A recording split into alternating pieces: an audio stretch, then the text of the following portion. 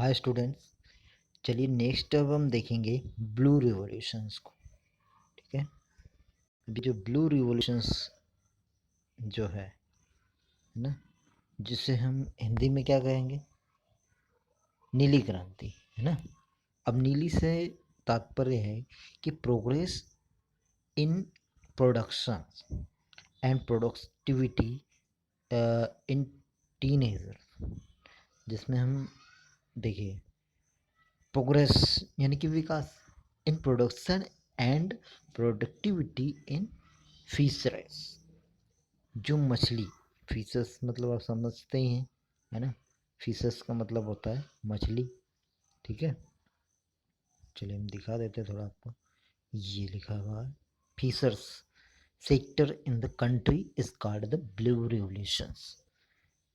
सीधी सी बात है, प्रोग्रेस इन प्रोडक्शन, है ना, and productivity in fisher sector in the country is called blue revolutions।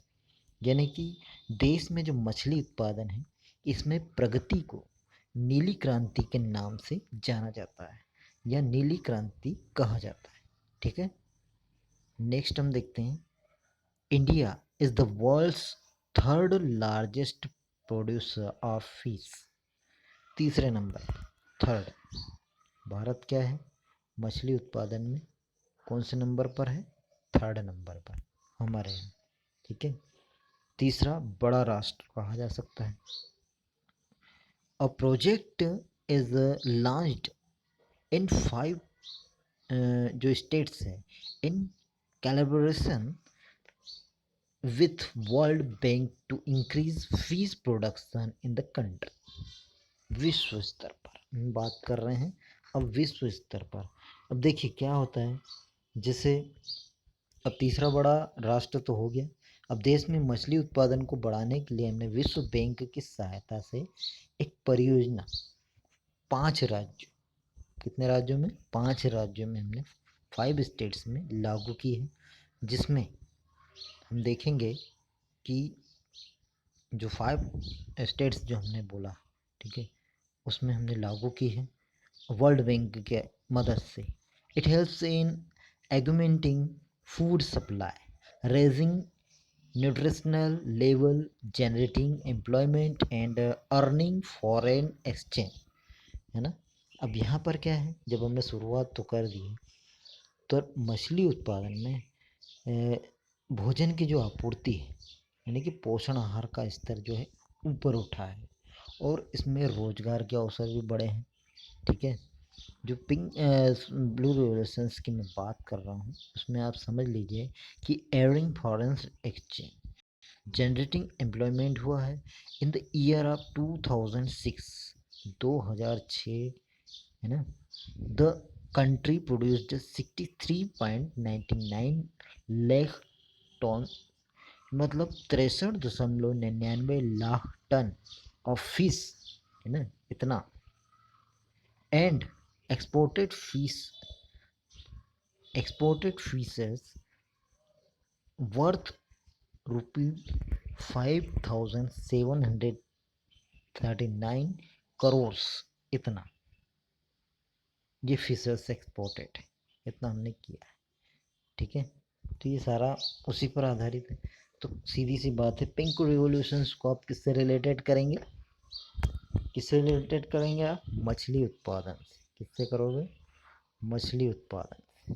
ठीक है, चलिए अब हम नेक्स्ट देखेंगे पिंक रिवॉल्यूशंस। पिंक रिवॉल्यूशंस यानी कि गुलाबी क्रांति, क्या कहेंगे इसे हम, गुलाबी क्रांति, नाम से स्पष्ट है।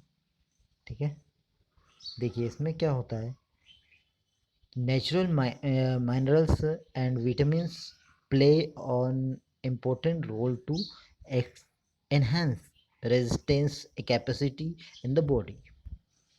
आपकी जो शरीर की रोग प्रतिरोधक क्षमता है उसको बढ़ाने में प्राकृतिक खनिज और विटामिन्स, जिनका मैंने नाम लिया अभी, है ना, जो कि जितने भी है विटामिन्स है, मिनरल्स है, ये आपकी रोग प्रतिरोधक क्षमता को बढ़ाते हैं, एनहांस रेजिस्टेंस कैपेसिटी, है ना। जिसके अंतर्गत हम कह सकते हैं कि emphasis is given on growing fruits and tropical and temperate climate.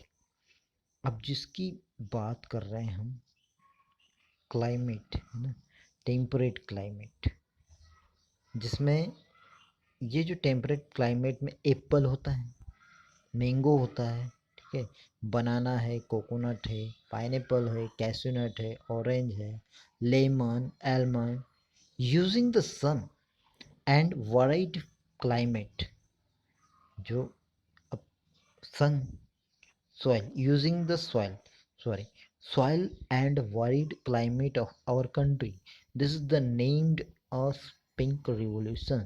इन सभी को, जो रोग प्रतिरोधक क्षमता को बढ़ाते हैं जितने भी तत्व हैं, इन सभी को पिंक रिवॉल्यूशंस में डाला गया है, यानी कि गुलाबी क्रांति के नाम से जानते हैं।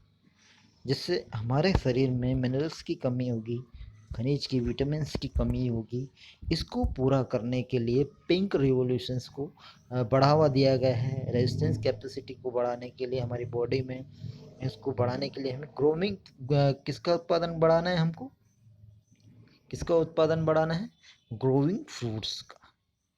तब जाकर इस क्रांति को पूरा किया जा सकता है। ठीक है, तो समझ में आया आपको दोनों चीज़ें, ब्लू एंड पिंक रिवॉल्यूशन, तो समझ गया। चलिए नेक्स्ट वीडियो में फिर मिलते हैं हम आपसे।